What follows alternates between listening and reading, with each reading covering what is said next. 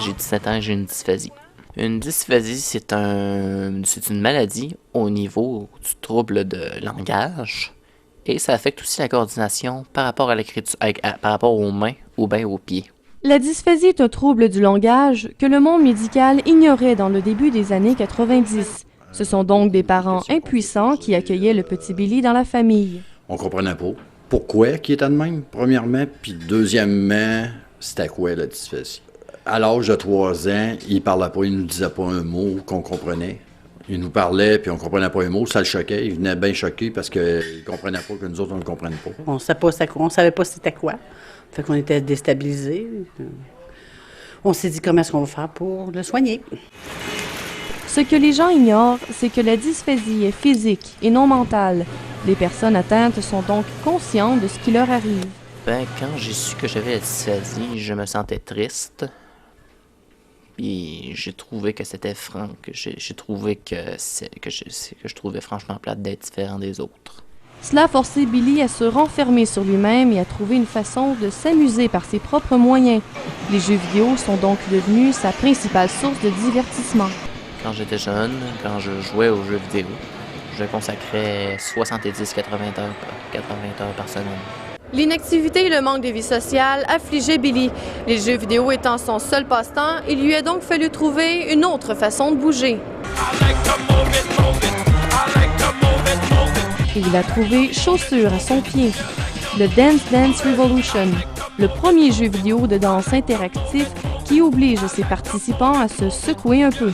Le Dance Dance Revolution, DDR en abréviation, est un jeu qui vient du Japon, sous le nom de Konami. Le but, c'est de danser sur des tunes avec les 2 pieds.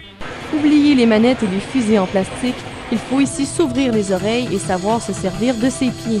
Un exercice profitable pour les gens comme Billy. Le rythme de la musique, le rythme des pas, tout ça, ça doit être suivi, ça doit être coordonné. Alors les muscles ont à répondre au message finalement que le cerveau envoie.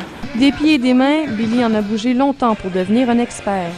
Après un bon bout de temps de pratique, oui, ça ressemble beaucoup aux exercices qu'on fait en thérapie orthophonique, mais en thérapie aussi, en ergothérapie, puis en physiothérapie. Puis ça pourrait avoir un impact au niveau de la coordination parce que ça a l'air d'être un système où le jeune ou l'adulte a à programmer au niveau neuromoteur, suivre des rythmes, des séquences.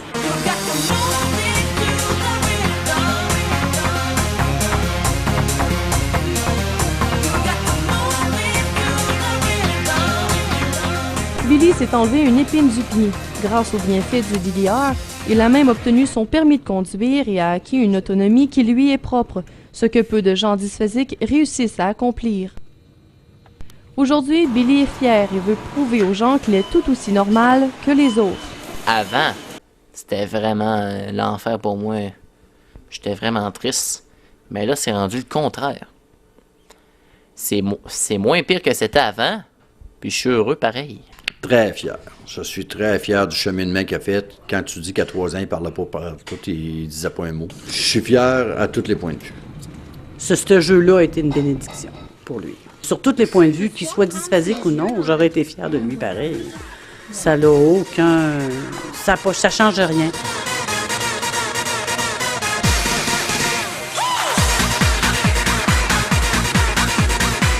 Pas question pour Billy de lâcher prise. Le Dance Dance Revolution a mis le rythme qu'il fallait dans sa vie pour pouvoir partir du bon pied. Et qui a dit que les jeux vidéo étaient nuisibles? World Champion! Kathleen Aubin, La Cité collégiale, Ottawa.